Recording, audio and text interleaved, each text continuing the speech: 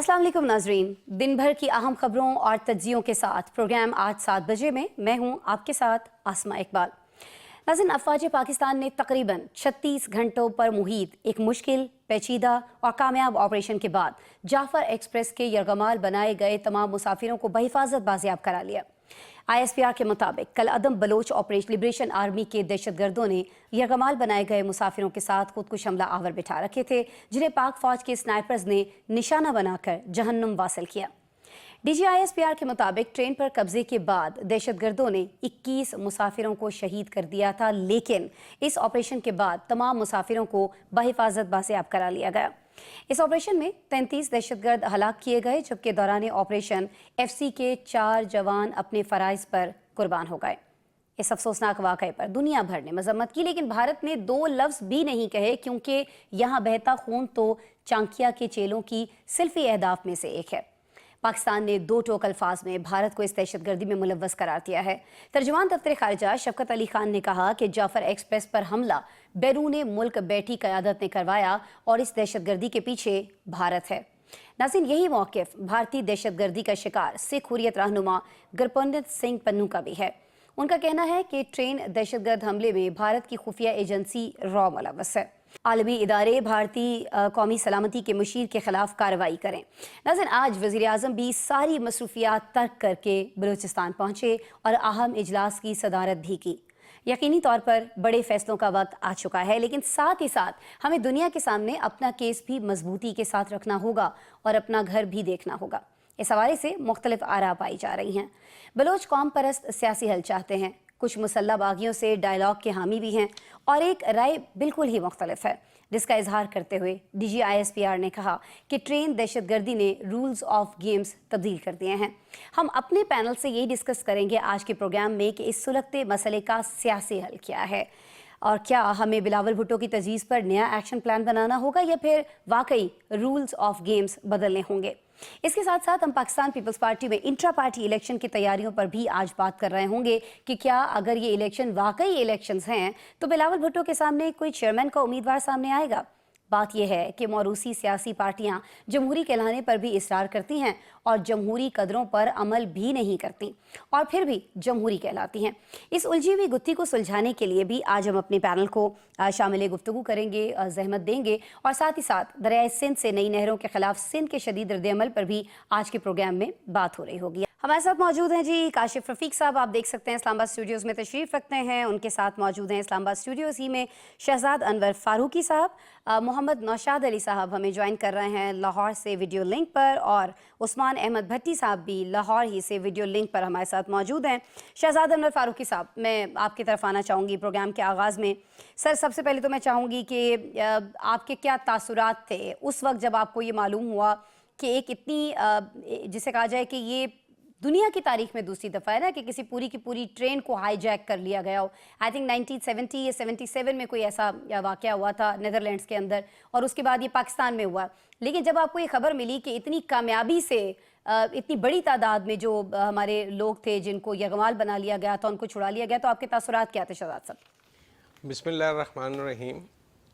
और मैं जो इस सारे मामले में जान से चले गए उनके लिए दिल गिरफ्तार भी हूँ और उनकी मग़फ़िरत के लिए दुआगो भी हूँ कि वो तमाम लोग जो इस सारी मुसीबत में अपनी जान से हाथ धो बैठे, उनको सफ़र शुरू करते हुए तो ऐसी किसी बात का पता नहीं था कि उनके साथ ऐसा कुछ होगा।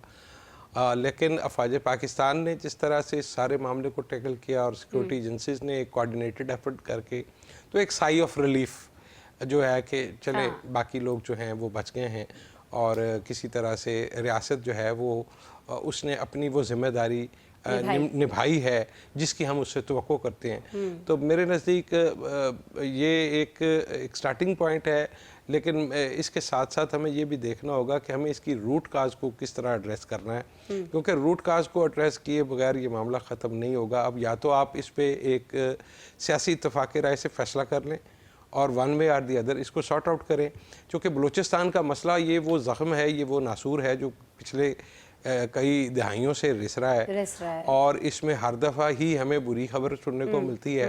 हम कभी कहते हैं कि हम इनको साथ लेकर चलेंगे, कभी हम वो वो क्या था हकूक़े बलूचिस्तान के हवाले से सदर ज़रदारी ने अपने पिछली दौर में एक आगाज़ किया था।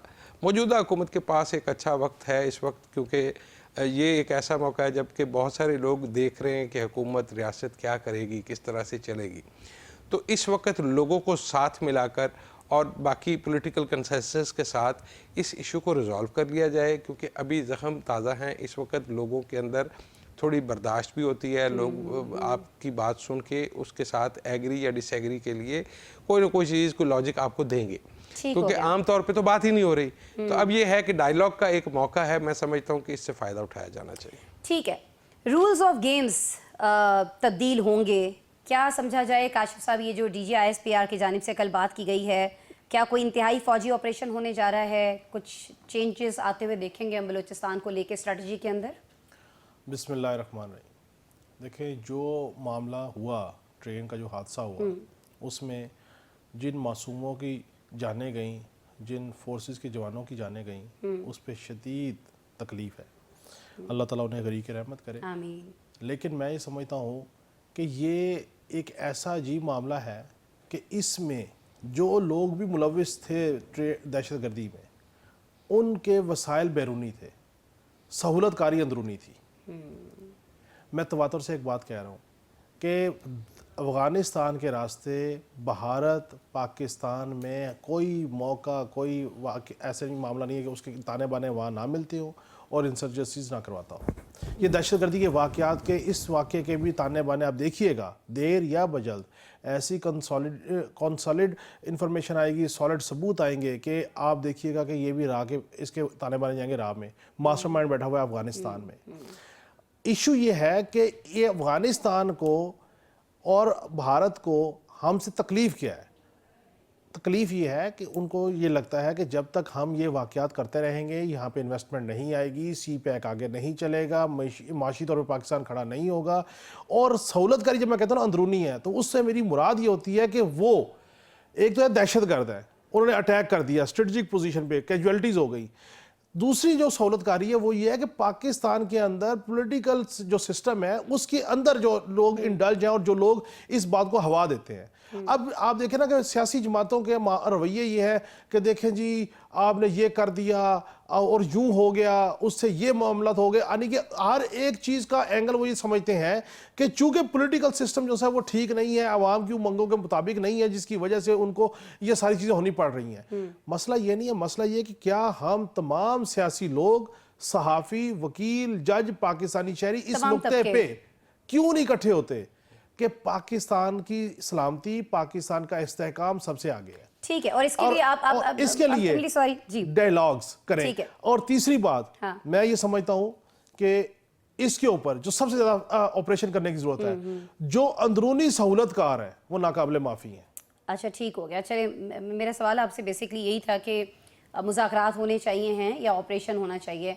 देखिए, मुज़ाकरात और ऑपरेशन दोनों की सूरत में अगर आपने ऑपरेशन भी करना है तो आपको उसके पीछे पूरी पॉलिटिकल सपोर्ट चाहिए। हर तरह की सियासी जमात अपनी सियासी अना से बाला तरह के कहे कि इस एक मामले के ऊपर, पाकिस्तान के मामले के ऊपर चाहिए। और मैं एक बात और कह रहा हूं कि ये क्यों रियासत और हुकूमत ये बात नहीं करती कि ये एक दफा डिक्लेयर कर दें कि जिससे हमने कहा कश्मीर शहर है, हम क्यों नहीं कहते कि CPEC हमारी मौशी शहर है? कि असल फसाद जो है वो CPEC है। असल मसला है कि जब अफगानिस्तान की जो चीज एक खटकती है दुश्मन की जब आप बलूचिस्तान की तरक्की की सॉलिड मूव शुरू करेंगे, ये मसाइल शुरू हो गए। काशिफ साहब, जब भी हम जो चीज़ खटकती है दुश्मन की आंख में, वो CPEC है।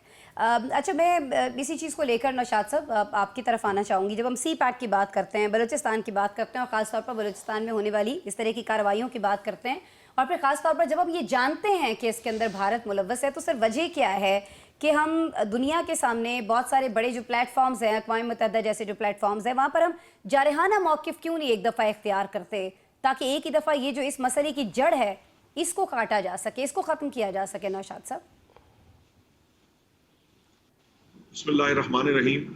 देखिए, जो आप बैन अल-अक़वामी प्लेटफॉर्म्स की बात कर रहे हैं, तो बैन अल-अक़वामी प्लेटफॉर्म्स का अपना एक डेकोरम होता है, एक जो सफारती आदाब होते हैं और एक सफारतकारी का एक तरीकाकार होता है, जिसको हम अग्रेसिव कहते हैं। वो इतना भी बहुत होता है कि अगर आप किसी के ऊपर बाय नेम पिन पॉइंट कर दें तो ये शायद उस फारसकारी या उस ठीक। जो इंटरनेशनल प्लेटफॉर्म्स है वहां पर ये बड़ा मायने रखता है। अब मामला ये है कि हम तो पिन पॉइंट करते हैं, लेकिन बदकिस्मती से जो भारतीय लॉबी है, आप देख सकते हैं कि भारतीय लॉबी जो है वो कनाडा के अंदर दहशतगर्दी करती है, वो अमेरिका के अंदर कोशिश करते हैं, वो बरतानिया में कोशिश करते हैं। कनाडा क्या वजीर आजम जो है कनाडा के, वो उसके ऊपर उनको पिन पॉइंट करते हैं, उस पर बहस अमेरिका इन्वॉल्व होता है, लेकिन उसके बावजूद इंडिया जो है वो समहाउ फिर भी दुनिया को ये बताने में कामयाब होता है कि जी वो नहीं है दहशतगर्द, पाकिस्तान दहशतगर्द है। ये सारे का सारा मामला उस लॉबी का है जिनके मुफादात वाबस्ता है। वहां उनके पीछे इसराइल खड़ा हुआ है, इसराइल के साथ अमेरिका है, इसराइल के साथ पूरी मगरबी अकवाम है। ये उनके इंटरेस्ट है बेसिकली, जो समहाउ चीन के खिलाफ तो भी सर है। हमारे पास क्या और बहुत ऑप्शंस सारे बचते जो है वो हैं? पाकिस्तान ये तो नहीं हो सकता ना कि की हम ये सोचते रहें कि उनके चूंकि मफादात हैं, वो कोई एक्शन नहीं लेने वाले उनके खिलाफ, तो ये हम होता हुआ भी तो नहीं देख सकते ना जो कुछ कार्रवाइयां हो रही है। तो हमारे पास ऑप्शंस क्या हैं फिर नौशाद साहब? नहीं, ऑप्शंस हैं। देखिए, हम उनको एक्सपोज करते चले जा रहे हैं, पर यही कनाडा, यही अमेरिका, यही बरतानिया और यही यूरोपियन कंट्रीज कभी इंडिया के खिलाफ बात नहीं करते थे। हम यहाँ पर पिट के मर जाते थे, रोज बातें करते थे, हम बड़ी गुफ्तगू करते थे इस मामले के ऊपर कि इसमें जो है रॉ इन्वॉल्व है, भारत इन्वॉल्व है, कोई सुनने को तैयार नहीं होता था। लेकिन अब जो है वो बर्फ पिघल रही है। अब उसका जो वो दो जिसे कहते हैं डुअल चेहरा जो है वो लोगों के सामने एक्सपोज हो रहा है। लोग उस पर बात करना शुरू हो चुके हैं, लोग ये कहना शुरू हो चुके हैं कि पाकिस्तान को दहशतगर्द करार दिलाने वाला जो इंडिया है, दरअसल वो दहशतगर्द है जो दुनिया भर के अंदर दहशतगर्दी एक्सपोर्ट कर रहा है। और अफगानिस्तान की जब हम कहते हैं ना हमने डोजियर दे दिए, जब हम कहते हैं कि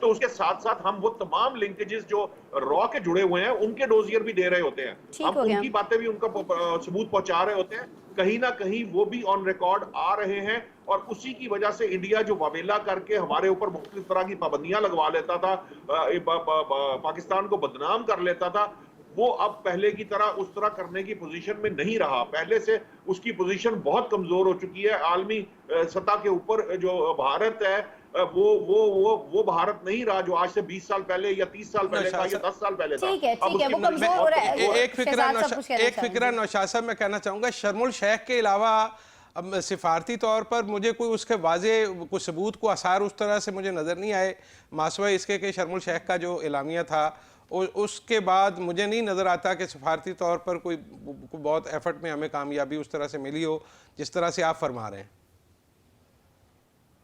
देखिए, दहशतगर्दी का ये जो हालिया जो अक़वाम मुत्तहिदा की तरफ से जो इशारे कनायब दिए गए थे ना, उनको समझने की जरूरत है। उसके अंदर ये लिंकेजेस इन तमाम ग्रुपों के और इनकी जो फाइनेंशियल स्कीम है उसके ऊपर भी गुफ्तगू की गई है। इसी तरह से ग्लोबल जो टेररिज्म की जो रिपोर्ट्स हमारे सामने आ रही हैं उसमें भी आप देख रहे हैं कि वो मखसूस उन लॉबीज का और उन तंजीमों का जिक्र किया गया है जो एक्चुअली भारत फाइनेंस करता है। तो कहीं ना कहीं ये वाला मामला ये आगे बढ़ रहा है। इन अनकरीब आपको ओपन नाम भी सामने आना शुरू हो जाएगा। ये मामला आपको लग रहा है कि आगे बढ़ रहा है और पाकिस्तान की जो सिफारतकारी है वो इसमें किसी हद तक हम कह सकते हैं कि कामयाब भी है। चलें स्लोली सही, लेकिन चीज़ें एक्सपोज हो रही हैं और दुनिया अब उस पर बात करना भी शुरू हो चुकी है। उस्मान साहब, दुनिया तो जो कर रही है वो हमारे सामने है। जिस तरह से कनाडा के अंदर जो वाक़यात हुए, अमेरिका ने जिस तरह से कहा, या बरतानिया में जिस तरह का एक तासुर बनना शुरू हो गया है भारत का। चलें सिफारती सतह पर तो हम कह सकते हैं कि हम अपनी चीज़ें कहीं ना कहीं करने की कोशिश कर रहे हैं भरपूर अंदाज में, लेकिन सर मुल्क के अंदर क्यों उस्मान साहब हम यही डिसाइड नहीं कर पा रहे हैं? बहुत सारे हल्के ऐसे हैं, अख्तर मेंगल साहब को ले लीजिए, अब्दुल मालिक बलोच साहब को ले लीजिए, वो हमेशा ये कहते हैं कि इनसे मुज़ाकरात होने चाहिए हैं, डायलॉग होने चाहिए हैं, लेकिन एक बहुत बड़ा हल्का वो भी है जो कहता है कि जी ये तो डायलॉग करने को, हमारी रिट मानने को तैयार नहीं है, तो इनसे डायलॉग कैसे हो सकते हैं? तो सर ये कंफ्यूजन कब दूर हो रहा होगा उस्मान साहब? अस्मा इकबाल साहब, पहली बात तो ये है कि डायलॉग्स अच्छी चीज़ है, डायलॉग्स होने चाहिए, मगर दहशतगर्दों से डायलॉग, अगर दहशतगर्द टेबल टॉक पर आए सुने तो फिर है ना, मैं समझता हूं कि नेशनल एक्शन प्लान 2 की जरूरत है। नेशनल एक्शन प्लान 1 हुआ तो आपने देखा कि मुल्क में अमन आया, बेहतरी आई, और वो इनिशिएटिव जो है वो मियां मोहम्मद नवाज साहब ने लिया। और दूसरी बात ये है कि डोनाल्ड ट्रंप जो अमेरिकन प्रेसिडेंट हैं वो रशिया और यूक्रेन की सुलह करवाते हैं, वो पैलेस्टाइन हाँ और जी। इसराइल का भी चाहते हैं मामला हल हो जाए। वो क्यों नहीं ये चाहते जो इंटरनेशनल पावर्स हैं कि इंडिया और पाकिस्तान का मसला भी हल हो। ये कितनी देर तक चलेगा कि भारत जो है वो मुलव्वस है यहाँ पे इंसर्जेंसी में। और ये देखें, ये जो कल वाला इंसिडेंट हुआ है, ये खाली 50 टेररिस्ट नहीं थे जिन्होंने ये बस को जो है वो यरगमाल बना लिया, ट्रेन को यरगमाल बना लिया। बेसिकली ये जो इंटरनेशनल पावर्स थी जो पाकिस्तान को डिस्टेबलाइज करना चाहते हैं, बकायदा उनके राब्ते वहां थे, वो उन्हें ऑनलाइन जो है इंस्ट्रक्शंस दे रहे थे। और ये पाकिस्तानी फौज की बहुत बड़ी कामयाबी है कि उन्होंने ये कामयाब ऑपरेशन किया और जो वहां पर यरगमाल कर रही है वो मुसाफिर उनको बाजियाब करवाया। ये अब जो दहशतगर्दी है ये खाली BL उसमें इन्वॉल्व नहीं है। आप ये देखिए उसमें दाइश का भी जिक्र आता है, ISIS का भी जिक्र आता है। मतलब ये टेररिस्ट जो तंजीमें हैं ये सिर्फ वो नहीं है कि जो हम कह दें कि बस सिर्फ इसमें बलोचिस्तान के जो इंतहा पसंद लोग हैं वो इसमें मुलव्वस हैं, तो इनके मफादत अब सेम है। जाहिर और है इनसे इसमें ये सैटेलाइट देखिए- फोन्स पकड़े गए हैं, राब्ते में थे ये मुसलसल, ये फोन कॉल्स पे बताते थे कि ये बंदा इस वक्त हमारे सामने मौजूद है, वहां से ऑर्डर आता था कि इसको आप मार दें तो उसको शहीद कर दिया जाता था। तो सैटेलाइट फोन्स भी हैं, सारी चीजें हैं, राब्ते हैं, वी ऑल नो कि कहाँ किसके किससे राब्ते हो रहे हैं। जी, आप ये देखें कि सबसे बड़ी जो सिबकी हुई है इंडिया को वो ये हुआ कि जब इंडिया ने बहुत ज्यादा इन्वेस्टमेंट की बांग्लादेश सीना वाजिद को उसको घर जाना पड़ा। अब जो है वो इंडिया के वहां पर जो इंटरेस्ट थे वो खत्म हो गए। इसी तरह भारत ने सबसे ज्यादा जो इन्वेस्टमेंट की वो अफगानिस्तान में भी की, और अब वो जो इतनी ज्यादा इन्वेस्टमेंट दहशतगर्दी के तनाजुर में कर चुका है उसको वो रिजल्ट्स नहीं मिल सके। अब उसको ये पता है कि यहाँ पर CPEC अगर कामयाब हो गया तो एशिया में जो है वो पाकिस्तान भी एक बहुत बड़ी पावर बनकर सामने आएगा। तो ये डिस्टेबलाइज करने की ये सारी वो ठीक हरकतें हैं। है, ठीक है, ये तो कोशिश कर रहे हैं, लेकिन हमने हर हाल में ये तहिया कर रखा है ना उस्मान साहब कि हमने तो इसको कामयाब बनाना ही बनाना है। तो फिर ऑप्शन क्या है हमारे पास? अगर हम डायलॉग नहीं करते, अगर हम उनका मुकाबला करते हैं जिस तरह से किया भी जा रहा है, तो ऐसे जो चीजें हैं, ऑपरेशन जो है वो तो हमने KP में भी करके देखे, लेकिन वहां पे तो दहशतगर्दी नहीं रुक रही है। देखें, मैं आपको बताऊं कि दहशतगर्दी पे कंट्रोल हो गया था। इस बात को तो सियासी मुखालिफिन भी मानते हैं कि मियां नवाज शरीफ ने जब इनिशिएटिव लिया, कराची में कितनी बदअमनी होती थी, दहशतगर्द जो है वो वहां से भाग गए, KPK में अमन हो गया था। मगर ठीक अब है। जब ये डायलॉग्स किए इमरान खान साहब ने कि उनको फेवर दी और उनको अफगानिस्तान से वापस बुलाया, ये फेवर का नतीजा है कि वो मुल्क में ठीक है, दोबारा काशिफ साहब बदअमनी कुछ कर रही ऐड है। करना इनका चाह रहे एक हैं। जी हल है काशिफ साहब कि प्लीज। एक्शन हो। देखिए, मैं तो सिर्फ एक चीज़ कह रहा हूँ, जो बात भट्टी साहब कर रहे हैं ना जी भारत की इन्वेस्टमेंट के हवाले से, आप देखें जो सोशल मीडिया ट्रीट हुआ इस सारी एपिसोड में, उस सोशल मीडिया में एक पॉपुलर सेंटीमेंट जिसने इस सारे इंसिडेंट को पॉलिटिकल रंग देने की कोशिश की, कोई और रंग देने की कोशिश की, आप उनके व्यूज़, उनकी चीज़ें निकाल लें, उन सब को जो सा वो इंडिया से, इसराइल से, अफगानिस्तान से अप्रिसिएशन आ रही है। असल मसला ये है कि यहाँ पे एक मल्टीपल फैक्टर का चीज़ें फंस गई हैं आपस में, कि ग्राउंड पे एक इंसिडेंट होता है, उसको सोशल मीडिया पे ब्लॉक करते हैं, फिर व्यूज़ और लाइक्स के चक्कर में और डॉलर कमाने के चक्कर में उसके ऊपर ऐसी बातें की जाती हैं ताकि मज़ीद एक जो अनारकी है वो उसकी सूरत हाल पैदा हो। सो ये एक जो आप ऑपरेशन की बात करें ना भट्टी साहब, मैं ये समझता हूँ ये ऑपरेशन जो है ना, ये सिर्फ एक दहशतगर्दों के खिलाफ नहीं होना चाहिए, ये सहूलतकारों के खिलाफ भी होना चाहिए। वो सहूलतकार सोशल मीडिया पे है, वो सहूलतकार किसी और सूरत में है, वो किसी सियासी ठीक सूरत हो में गया, है, सबके ठीक खिलाफ हो गया। ऑपरेशन होगा तो ही चीजें स्मूथ ठीक हो गया जी, टाइम हमारे पास कम है, हमें ब्रेक लेना है, और ब्रेक के बाद नाज़रीन जब हम मिल रहे शाह साहब होंगे, कुछ कह रहे हैं शायद। नशाद साहब जी। ये सॉरी मैं आपको कह रहा हूँ, ये जो काशिफ साहब जिसकी बात कर रहे हैं, ये ऑपरेशन अज़्म इस्तेहकाम के नाम से चल रहा है। अज़्म इस्तेहकाम का मकसद ये है कि ये जो इस तरह के जिस सिचुएशन से आप इस वक्त नबर्द आजमाएं, इसके अंदर आपको मल्टी प्रोंग स्ट्रेटजी के तहत, जब आपको सोशल मीडिया, आपको ये जो हार्ड जो टेररिस्ट हैं, जो इनका ठीक हो सॉफ्ट गया। कॉर्नर्स हैं, जो इनके फैसिलिटेटर हैं, जो मास्टरमाइंड, इन सबको बैक वक्त हैंडल करना, और वो सबको वही वक्त हैंडल करना होगा, और एक खास स्ट्रैटेजी के तहत करना होगा। और ये जो रूल्स ऑफ गेम्स चेंज करने की बात हो रही है, इस पर फौरी तौर पर कोई ना कोई लाहे अमल जो है वो अब बन जाना चाहिए कि रूल्स होंगे क्या। खैर जी, ब्रेक ले लेते हैं। रूल्स की बात हो रही है तो बहुत सारी जगहों पर जब पाकिस्तान में इलेक्शंस की बात होती है तो कहा जाता है कि बहुत सारे रूल्स रेगुलेशंस पर अमल दरामद नहीं हुआ। अब एक पार्टी जो है उसके अंदर ऐसे इलेक्शंस होने जा रहे हैं। ये पार्टी है जी पाकिस्तान पीपल्स पार्टी। कहा यह जा रहा है कि इंट्रा पार्टी इलेक्शन होगा, लेकिन बहुत सारी बातें ये भी डिस्कस हो रही हैं और शायद ये हकीकत भी है कि बिला मुकाबला ही होगा। ज़रा बिलावल भुट्टो साहब के सामने कौन खड़ा होगा? मौरूसी जमातें हैं और इसी तरह के इलेक्शंस यहाँ पर होते आए हैं। क्या ये सिचुएशन कभी चेंज हो पाएगी? या शायद अब के इलेक्शंस में हम कुछ नया होता हुआ देखेंगे? ब्रेक के बाद डिस्कस करते हैं। वेलकम बैक जी। बात होगी अब पाकिस्तान में मौरूसी सियासत के कल्चर की। पाकिस्तान पीपल्स पार्टी के इंट्रा पार्टी इलेक्शंस होने जा रहे हैं। मेरा शहजाद साहब आपसे सवाल है, ये बता दीजिएगा कि जब हम वैसे तो किसी भी जमात की बात कर लें, लेकिन अभी चूंकि पीपी की बात हो रही है, वहाँ इंट्रा पार्टी इलेक्शन होने जा रहे हैं, तो कहा यह जाता है कि इसने कभी भी मुसद्दिका इंट्रा पार्टी इलेक्शंस नहीं कराए हैं। तो आपको लगता है इस बार ये रिवायत टूटेगी या नहीं, वही जो हम सब देखते चले आए हैं? अच्छा देखिए, मेरी ज़ाती राय, मैं माजरत खा हूँ अगर किसी को मेरी बात अच्छा ना लगे, लेकिन जमात इस्लामी के अलावा मुझे किसी और सियासी जमात ने उस तरह का इलेक्शन करवा के नहीं दिखाया जिस तरह का मैं एक्सपेक्ट करता हूँ। लेकिन वहाँ पे कुछ और प्रॉब्लम है कि हर आदमी उनका वोटर नहीं हो सकता, हर आदमी उसका मेंबर नहीं हो सकता। वो अपनी जगह पे एक मसला है कि वहाँ पे किस तरह से नुमाइंदगी होती है, लेकिन एटलीस्ट वो हर चीज़ आपके सामने है और उसमें कोई भी आदमी लड़ सकता है। यहाँ पे जो मरूसियत है वो कुछ ज़्यादा नज़र आती है। अच्छा, मरूसियत को इतना बुरा कहना मकसद नहीं है, लेकिन प्रॉब्लम ये है कि जब आप किसी और को बारी ही ना दो तो मेरे नज़दीक वो नाइंसाफ़ी है। मैं ये नहीं समझता कि नहीं होता ना ही कराएं इलेक्शन, केड़ी लोड़ है छोटो नहीं, लेकिन वो आप कवानीन की बात कर रहे हैं ना, ये कि जी कवानीन और जो इलेक्शन कमीशन और जो अभी पीटीआई के साथ हुआ, तो अब उसके बाद हर सियासी जमात जो है वो अपना थोड़ा सा वो जमहूरी चेहरा दिखाना चाहती है और वो दिखाती है कि हमारे अंदर भी यहाँ पे ये हो रहा है। हालांकि मेरे दोस्त, अच्छा अब मज़े की बात है चूँकि हर सेगमेंट में आप मुझे पहले ले रहे हैं, तो मैं काशिफ रफीक की कोई बात पकड़ के उसके हवाले से मैं खेल ही नहीं सकता हूँ। लेकिन मैं काशिफ रफीक साहब की एक पुरानी बात करूँगा। इनका ख्याल ये था कि पीपल्स पार्टी जो है वो सिर्फ और सिर्फ ये जो अफसरान की तरक्की और तबादले तरक्कियों का मामला है, इसमें असर और रसूख के लिए हुकूमत से नाराज़ होती है, कभी अदाएँ दिखाती है, ये करती है।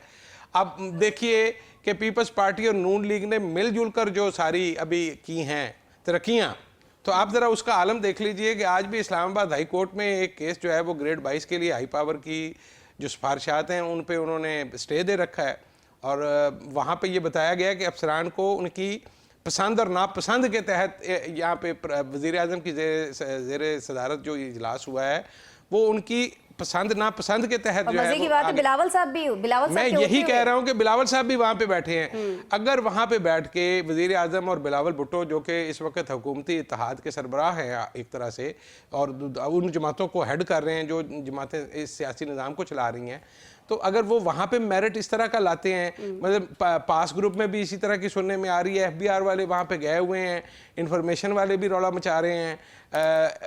मुझे नहीं समझ आती कि अगर हम अपने अफसरान को इस तरह से पॉलिटिकली पसंद नापसंद की बुनियाद पर अगर तरक्कियाँ और तबादले उनके बहुत करेंगे। सारी तलातें शहजाद साहब आप वजह फरमा रहे हैं, ज़बरदस्त ACRs हैं, बहुत सारे ऑफिसर्स की ज़बरदस्त कारकर्दगी है, लेकिन उसके बावजूद शक्ल पसंद नहीं है ना, वो किसी और शक्ल पसंद नहीं है ना हमें उनकी। मसला ये है कि यही वो चाह रहे थे, यानी ये वो मेरिट है जिसके लिए पीपल्स पार्टी हुकूमत से नाराज होकर बैठी थी कि मुस्लिम लीग नून जो है वो वज़ीर आज़म उनको अपने साथ उस प्रोसेस में शामिल करे। अगर इस तरह का है तो फिर इसी तरह के इलेक्शन होंगे, इसी तरह की हुकूमत बना करेगी और इसी तरह का निज़ाम चला करेगा। आई एम सॉरी, मुझे इस निज़ाम में कोई चीज़ बदलती हुई नज़र उस तरह से नहीं आती। अगर आप अफसरान को ओबलाइज करके छोटे स्केल के अफसर को बड़े ओहदे पे रख के आप उनसे काम लेने का कल्चर अगर आप चलाना चाहते हैं या मर्जी के लोगों को आगे लाना चाहते हैं, इट्स अप टू यू। मैंने पहले भी एक दफ़ा आपको बताया था कि नौजवानों के हवाले से वज़ीर आज़म का इतना पसंद प्रोग्राम है मुझे, वो जो नेवटेक के तहत वो चला रहे हैं तरबियत का, वो जो उसके ED हैं एग्जीक्यूटिव डायरेक्टर, मैं हैरान हूं उन्होंने किस तरह से रेड मारी है। मेरे हिसाब से पूरे पाकिस्तान में लाखों नौजवानों को उन्होंने उस प्रोसेस में हिस्सा ही नहीं लेने दिया और वो लोग क्यों में लगे हुए हैं। उन्होंने अपने मनपसंद लोगों को वो वजीफे दिए और उनको उस ट्रेनिंग में हिस्सा लेने का मौका दिया। मैं समझता हूँ इस तरह की नाइंसाफियां अगर करेंगे, देखिए एक पाकिस्तान में जो इस वक्त निज़ाम चल रहा है उसके ऊपर एक सियासी सवाल ऑलरेडी खड़ा है। अगर आप उस सवाल के ऊपर मजीद सवाल लगाते चले जाएंगे तो ज्यादा मुश्किल हो जाएगी। फार्म 47 का इससे फर्क क्या पड़ता है, किससे फर्क पड़ता है काशिफ साहब? हम जितने मर्जी सवाल उठा लें, जितने मर्जी सवालिया निशान लगा लें, वो कौन सा जवाब दे समझते हैं खुद को? देखें, आपने पीपल्स पार्टी के इंट्रा पार्टी इलेक्शन पे बात शुरू की। अब मैं सियासी जमातों का पे बात करूंगा तो मेरे बड़े भाई नौशाद साहब की दिल आज़ारी होगी। मैं यही तो पीट रहा हूँ कि ये सियासी जमातें नहीं हैं हुजूर, ये कॉर्पोरेट कंपनीज हैं, इनके आगे सवाल भी खड़ा हो जाए।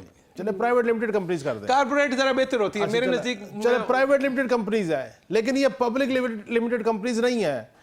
सिर्फ मजबूरी क्या है कि इलेक्शन कमीशन कहता है जी इंट्रा पार्टी इलेक्शन करवाएं।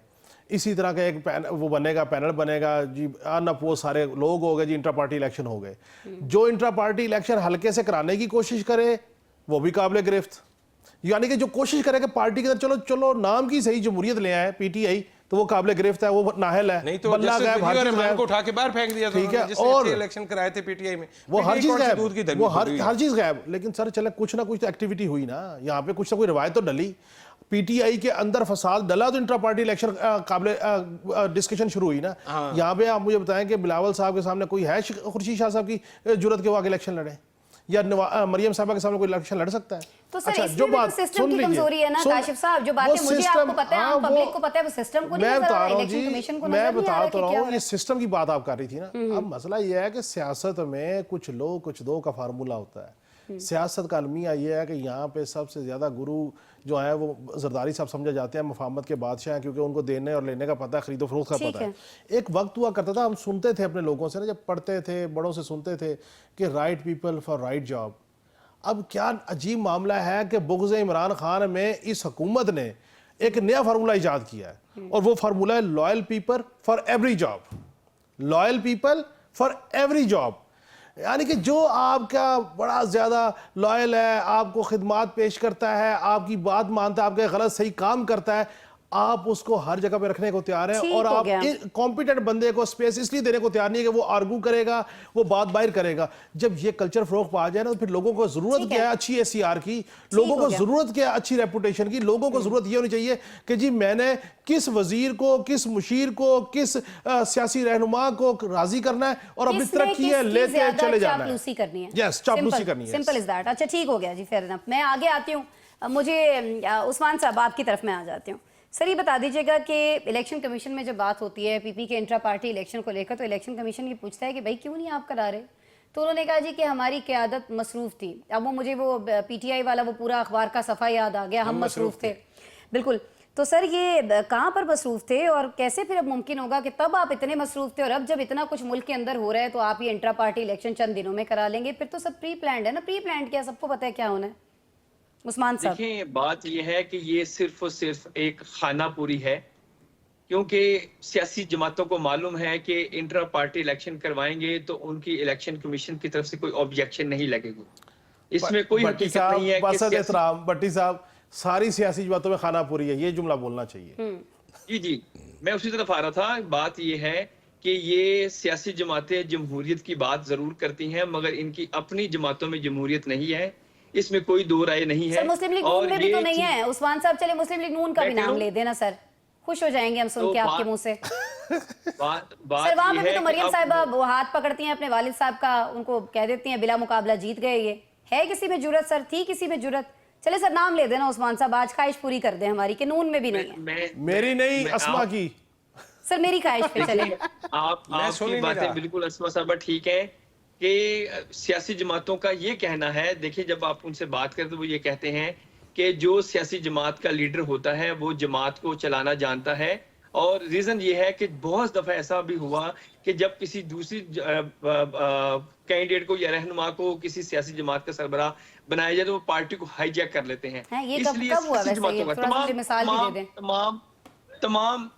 तमाम जो सियासी जमातें हैं उनका अपना एक मौकफ है। उनका मौकफ ये है कि जिसने पार्टी बनाई, जिसने पार्टी को हाँ भाई ये चलाया, हमारी जिसने पार्टी है, हम ही चलाएंगे, मतलब ये बस उनका ये एक अपना मौकफ है। बात वो जमहूरियत की जरूर करते हैं, मगर अपनी सियासी जमातों में जमहूरियत नहीं है। मैं काशिफ साहब की बात को एक बढ़ाना चाहूंगा। काशिफ साहब ने कहा कि यहाँ पे जो प्राइम मिनिस्टर्स बनते हैं वो चाहते हैं कि उनकी मर्जी के ब्यूरोक्रेट्स लगें। बात यह है कि ये खाली पाकिस्तान में नहीं है, ये आप अमेरिका जिसकी हम बात करते हैं जमहूरियत, वहां पर डोनाल्ड ट्रंप साहब भी अभी आए हैं, उन्होंने भी अपनी सारी टीम बनाई उस्मान है। साहब ऐसा सारे क्यों है कि हम बुरी अपनी चीजें फौरन से अच्छा pick कर नहीं, लेते एक हैं, मिनट अच्छी चीजें कर लेते हैं, एक मिनट, शहजाद वहां पे तो भट्टी साहब ये एलेबोरेट किया गया है कि जब भी कोई नया सेटअप आएगा वो अपनी मर्जी के अफसरान और सेक्रेटरी लाएगा। यहाँ पे एलेबोरेट नहीं है, फिर खत्म कर दे अपना सिविल सर्विस का स्ट्रक्चर खत्म कर दे, फिर जो आए और अपनी जो मर्जी आए का वो अपनी पता मर्जी का करेगा पता ले, मुझे कोई एतराज नहीं, इनको भी कोई एतराज नहीं। दूसरी एक चीज, काशिफ मतलब साहब ने एक कुछ ऐड करना चाह रहे हैं, एक जुमला। जी जी सर वहां पे कोई किसी का हक मारेगा, कोई बड़ा ताकतवर हो किसी ड्राइवर का भी हक मारेगा तो कोर्ट ऑफ लॉ में जाएगा और उसको जस्टिफिकेशन होगी, इसलिए जी वहां पे उस्मान खौफ साहब। है। जी जी जी उस्मान साहब, टाइम कम है, मुझे नौशाद साहब के पास जाना है। बात ये है कि इसमें अब आपको अंदाजा हो गया, सब शहरियों को, तमाम जर्नलिस्ट को अंदाजा है कि यहाँ पर अब बकायदा डिवाइड हो चुकी है ब्यूरोक्रेसी। ब्यूरोक्रेट्स ने अपने ऊपर टैगिंग कर ली है कि मैं जो है इमरान खान की गवर्नमेंट आएगा तो उसके लिए काम करूंगा, उसमें उसको अच्छी पोस्टिंग मिलती है। मौजूदा सेटअप में मतलब कि सर नहीं, मेरे ख्याल में ये जो टैगिंग है ना, नहीं सर जी, ये जो टैगिंग है ना, ये दो ग्रुप हैं इस वक्त, एक गड़ी खुदाबख्श का ग्रुप है और एक रायवंड का ग्रुप है। वो अभी बन रहा था, वो बन नहीं पाया। नौशाद साहब आपको भी गुफ्तगू में ऐड करते हैं ना। सर जी बताएं क्या चल रहा है इस वक्त मुल्क में, सारा कुछ चेंज हो रहा है तो जरा इलेक्शन कमीशन को भी समझा दें। भट्टी साहब जब कह रहे हैं कि भाई वो पार्टी का मौकिफ ये है, तो ये मौकिफ जाके इलेक्शन कमीशन में बोल देना। ऐसे टाइम वेस्ट करते हैं, पैसे वेस्ट करते हैं, एनर्जी वेस्ट करते हैं, मसरूफियत में से टाइम निकालते हैं, बोल दें इलेक्शन कमीशन को साडी पार्टी साडी मर्जी साडा लीडर। हम नहीं सुनते आपकी पर्चियां कड़ियां सन निकल आई ने, बस चेंजेस कर लेना लॉज में कुछ और। तमाम सियासी जमातों ने ये एग्जैक्टली यही लफ्ज कहे हुए हैं इलेक्शन कमीशन को कि साडी जमात साडी मर्जी। हाँ, साडी मर्जी दे नाल उन्होंने एक चीज भी दसी कि साडी जिहड़ी मर्जी वो इंज करके होएगी। और जिनके ऊपर ये तकलीफ और परेशानी और जिनकी वजह से ये बहुत मसाइल का सामना है यहाँ इस प्रोग्राम के अंदर हमारे दोस्तों को, वो उन्होंने जो अपनी मर्जी के मुताबिक एक आइन दिया था और उसके मुताबिक बताया था कि जनाब हम ऐसे ऐसे ऐसे ऐसे करके ना वैसे वैसे वैसे वैसे के नताइज लेंगे और उसके बाद दुनिया में ना पाकिस्तान जो है वो ऊपर वो टॉप पे चला जाएगा, क्योंकि हम बड़ी आइडियलिस्टिक अप्रोच के साथ एक बहुत बड़ा निजाम ला रहे हैं। और हुआ है आखिर में क्या कि फिर कभी मैं अपने इलेक्शन कमिश्नर को हटाता फिरता था, कभी मैं इलेक्शन नहीं होने देता था, और कभी जो है मेरी कोशिश होती थी कि या अल्लाह मेरे मुकाबले में कोई बंदा सामने नजर ना आए, जो कि आ नहीं सका, कोई भी नहीं आ सका। और जिस मौरूसियत को ये रो रहे हैं बैठ के मेरे भाई दोस्त यहाँ पे, उनकी मजबूरी ये है कि उत्थे अगे मौरूसियत कोई लेने वाला है ही नहीं पार्टी। अगर लेने वाला हुआ तो याद रखना वो अलीमा खान भी वहां बैठी हैं, वहां पे अभी एक भांजा जो है वो भी है। और अगर किसी को ज्यादा शौक चढ़ा तो बेनजीर अगर लंदन से पाकिस्तान आ सकती हैं तो वहां से भी बेटे जो है वो पाकिस्तान आ सकते हैं। तो ये जो हमारे यहाँ ये जो क्लीशेज है ना, बेसिकली मैं आशिफ साहब से माजरत के साथ, ये जो पब्लिक लिमिटेड एक ही कंपनी है ना, इस मुल्क की ताकतवर एक ही पब्लिक लिमिटेड कंपनी है, उसने जब जब इन प्राइवेट लिमिटेड कंपनीज को जलील करने की कोशिश की, ये पिछले 20 साल एक मंत्रा पड़ा। उसके अंदर ये आपको याद होगा, आपको याद आज से 3 साल पहले 4-5 साल पहले ये जो इमरान खान की हुकूमत आने से पहले 7 बजे से लेकर 11 बजे तक सिर्फ एक ही रोना रोया जाता था, और वो था जी टैक्स, जो हमारे टैक्स पेयर्स है उनका पैसा, टैक्स पेयर्स का पैसा, टैक्स पेयर्स का पैसा। फिर अचानक पता नहीं क्या हुआ कि एक हुकूमत आई, उसके बाद लोगों को टैक्स पेयर का पैसा और टैक्स पेयर का दर्द ही भूल गया, क्योंकि वो टैक्स पेयर्स का पैसा और दर्द जो है ना वो कहीं से डाला जाता था एंकर्स के दिमागों में। इसी तरह से ये जो चोर, डाकू, मौरूसियत, ये सारे किस्से कहानियां जो है ये बेसिकली कहीं से फीड किए जाते थे। ये फीड कर करके ये सारा कुछ, तो भाई का नाम भी लेना जहां से फीड किए जाते थे, उसका भी नाम ले दें। चलें वो मेरे ख्याल में ऑफर ले देंगे। नौशाद साहब मैं ब्रेक ले लेती हूँ, ब्रेक में ले दीजिएगा सर। आपको बता तो दी है, प्राइवेट आपने बनाई थी, पब्लिक मैंने आपको बता दी है कि इस मुल्क में एक पब्लिक लिमिटेड कंपनी है, वही ताकतवर है, वही सारी प्राइवेट कंपनियां चला रही है, कभी बनाती है, कभी तोड़ती है, कभी ऊपर ले जाती, कभी नीचे ले जाती। अब मेरी बात सुन लें नौशाद साहब, देखें आसानी करते हैं ना सबके लिए आसानी करते हैं। ब्रेक ले लेते हैं, ब्रेक के बाद मिलते हैं। ब्रेक में नाज़रीन हम नाम पूछ लेंगे नौशाद साहब से, फिर अगर कभी हमने चाहा तो हम आपसे शेयर कर लेंगे। ब्रेक लेते हैं, ब्रेक के बाद आपको बताएंगे सिंध असम्बली में एक इंतहाई अहम करारदाद जो है वो पेश हुई है, और मामला है जी सिंध के पानी का। कहा यह जा रहा है वहाँ के जो बड़े हैं, इवन जरदारी साहब सदर मुमलिकत ही कह चुके हैं कि उस पर किसी का हक नहीं है सिंध के बासियों के अलावा। ये मामला क्या रुख इख्तियार करेगा, ब्रेक के बाद जानते हैं।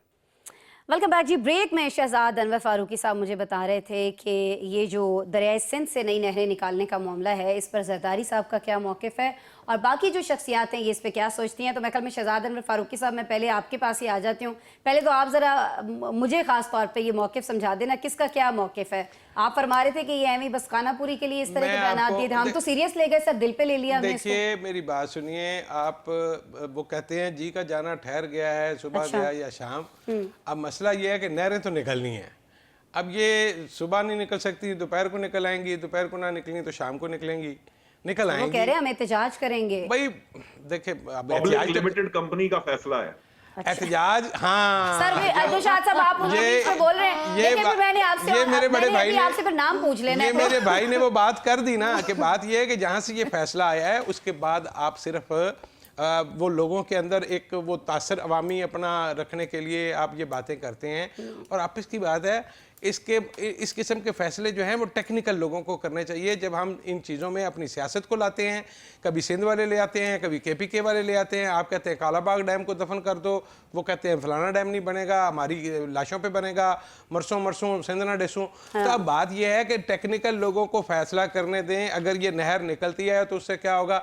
असल में हमारे टेक्निकल लोग भी अपने अपने ना, हर सियासी जमात हर सूबे ने अपने रखे हुए हैं। आप किसी के ऊपर मतलब कौमी इत्तेफाक राय से कोई फैसला कर नहीं पाते। क्यों? आपने हर चीज के अंदर अपनी सियासत घुसेड़ी हुई है। इसलिए ये बन जाएंगी जो कि जहां से ये फैसला आया है, लेकिन हो सकता है इसमें चूंचना करके तो थोड़ी ताखीर हो जाए। ये हो सकता है 6 की बजाय 5 निकल आए, 5 की बजाय अभी 2 निकल आए, 2 फिर बाद में निकल आए, लेकिन ये होके रहेगा। काशिफ साहब देखिए, असल अलमिया पता क्या है कि जिस वक्त भी आप पाकिस्तान में तरक्की के किसी फंडामेंटल प्रोजेक्ट की किन चीज़ों की बात करेंगे तो उसी वक्त सियासतदान एक्टिव हो जाएंगे और फिर वो स्कोर सेटल करने की कोशिश करेंगे और ये कोशिश करेंगे कि हम इस इशू के ऊपर स्टैंड लेके अपनी क्या क्या चीज़ें ले सकते हैं या क्या क्या बातें मनवा सकते हैं।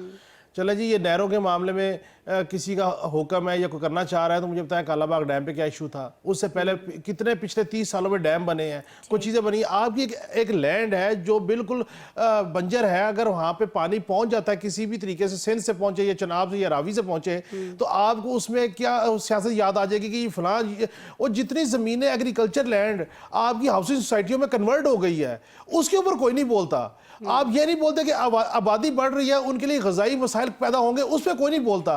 बोलना क्या जी, नहरें नहीं निकलने देंगे, कानून नहीं बनने देंगे, तरमीम नहीं करने देंगे। मेरे हिसाब से तो नहरें निकलनी चाहिए, निकलेंगी। और अगर किसी के तहफ़्फ़ुज़ात जेन्युइन है, टेक्निकली आप बैठ के बात कर लें और उसको आर्गूमेंट कर लें, जिद और ना के चक्कर में नहरों का और ज़मीन का और लोगों का नुकसान मत करें। ठीक हो गया। नौशाद साहब, काशिफ साहब फरमा रहे हैं कि जब इस तरह के कोई इश्यूज होते हैं तो उनको उछाला जाता है, उन पर बात की जाती है और फिर उसके बदले जो आवाम के इंटरेस्ट की चीज़ें होती हैं उसके बदले में अपने इंटरेस्ट का कोई ना कोई अपना कोई फ़ायदा लेके तो फिर खामोशी हो जाती है। ऐसा ही होगा इस मामले पर भी सर?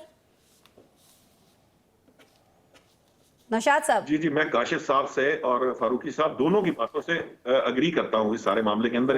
ये दोनों बिल्कुल दुरुस्त फरमा रहे हैं। मैं आपको एक किस्सा सुनाता हूँ बड़ा मजे का। मैं एक प्रोग्राम में बैठा था, एक हमारे सीनियर सहाफी जो है उन्होंने कहा ये असल में मसला पता है क्या है, चूंकि हमारे पूरे रिवर सिस्टम को इंडस रिवर सिस्टम कहते हैं, इसलिए ये पानी जो है ये दरियाए सिंध से लिया जा रहा है। तो अब इससे बड़ा लतीफा मैं आपको क्या सुना सकता हूँ कि जी क्योंकि हमारे सिस्टम को इंडस रिवर सिस्टम कहते हैं, इसलिए पानी जो है वो दरियाए सिंध से लिया जा रहा है। पंजाब असेंबली में बात हुई थी ना, उन्होंने कहा जी कि ये फसलें ठीक नहीं हो रही क्योंकि इसमें से बिजली तो निकाल लेते हैं पानी में से, तो फिर उसके बाद पानी के पल्ले क्या रह जाता है जो हमारी फसलें ठीक हो जाएंगी। ये टक्कू साहब थे साहिवाल से, वजीर ज़राअत थे। मामला ये है कि ये जो फोका पानी फोकी फसला जी मसला ये है कि ये जो प्रॉब्लम है, ये जो पीपल्स पार्टी की मजबूरी, सिंध के अंदर नेशनलिस्ट पार्टीज ने एक जो है ना मौकफ उसको जो है ना वो पकड़ लिया है।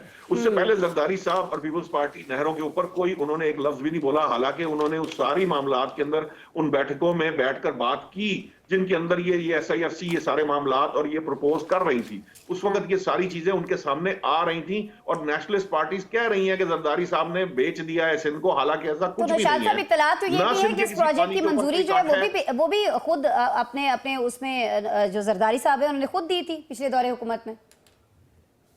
हाँ जी, मैं ये कह रहा हूं ना कि इसका कोई सेंस भी नहीं है, इसमें दरियाए सिंध के पानी के ऊपर कोई कट लगना ही नहीं है। ये पंजाब का पानी है, पंजाब के पानी से उसके अंदर आना है। और अदरवाइज हमारी कोशिश ये होगी कि जब आपके ऊपर एक्स्ट्रा पानी आपका वो जाता है ना, वो वाली बात, ज्यादा पानी है, ज्यादा बारिश और ज्यादा पानी आ जाए तो उसको किसी तरह से रिस्टोर किया जाए फ्लड के दिनों के अंदर और उसको उन इलाकों की तरफ भेज दिया जाए जो पंजाब के दूसरे दीगर इलाके। तो इसलिए ये तो अजीब किस्म का मामला है। ठीक हो गया। नौशाद साहब ने जो बात कही है, उस्मान भट्टी साहब, सॉरी नौशाद साहब, वक्त मेरे प्रोग्राम का खत्म हो गया, क्लोजिंग की तरफ हमें बढ़ना है। उस्मान साहब, ये जो नौशाद साहब ने मामला समझाया है कि देखें जब पानी ज़्यादा होगा, जब वो बिलावल साहब याद आ जाते हैं पता नहीं क्यों ज़्यादा पानी वाली बात पे, ज़्यादा पानी होगा तो फिर उन इलाकों को भेजा जाएगा ना जहाँ उन नहरों में छोड़ा जाएगा। तो ये बात आपको लगता है कि पीपल्स पार्टी को, ये सिंध के लोगों को समझा ली जाएगी, सबको हो जाएगा ये फैसला, अमल दरामद होगा सर? ये जो दरियाओं की तकसीम का मामला है ये 1991 से हुआ था। बात यह है, पीपल्स पार्टी बात करती है कि हम वफाक की अलामत हैं। इस वक्त पीपल्स पार्टी ये सोचकर सियासत या सियासी बयान दे रही है दरियाओं के तकसीम के हवाले से कि शायद सिर्फ सिंध को फायदा हो जाए।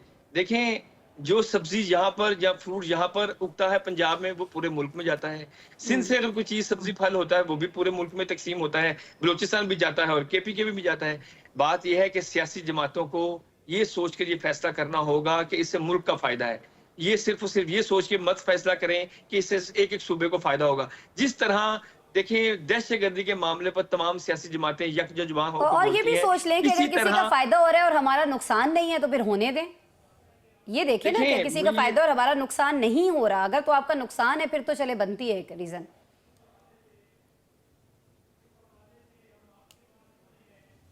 कि इस पर सिंध एहतजाज कर रहा है, बलूचिस्तान एहतजाज करता है, केपीके एहतजाज करता है और कालाबाग डैम जो है वो सियासत की नजर हो गया। बात यह है कि सियासी जमातों को इस चीज पर इकट्ठा फैसला करना पड़ेगा। देखें, आबादी के लिहाज से पंजाब जो है वो बड़ा सूबा है, रकबे के लिहाज से बलूचिस्तान जो वो बड़ा सूबा है। अब देखें कि हर सूबे की जो जरूरियात है, एक भाई दूसरे भाई की जरूरत को पूरा करता है ताकि सबका फायदा हो जाए। इस वक्त पीपल्स पार्टी का जो मौकफ है इसके दरिया सिंध के हवाले से कि इसमें जो 6 नहरें हैं वो ना निकाली जाएं, इस पर उनको भी अपना जो रिवाइज करना पड़ेगा फैसले को। इस वक्त जो करार बिल्कुल जी, पीपल्स पार्टी नून लीग का खत्म। एक दूसरे का सब भाई मिलकर हाई बड़े पावर भाई। बोर्ड में एक क्लोजिंग दूसरे के का बाद भला ये कर सारी रहे हैं। बातें कर लेते हैं। Time I am really sorry खत्म हो गया है। काशिफ साहब, शहजाद साहब, नौशाद साहब, उस्मान साहब, आप तमाम साहिबान का बहुत शुक्रिया। नाज़रीन, आपने प्रोग्राम देखा, आपका शुक्रिया। मंडे को मिलते हैं दोबारा। आपसे अपना बहुत सारा ख्याल रखिएगा। अल्लाह ने के बाद।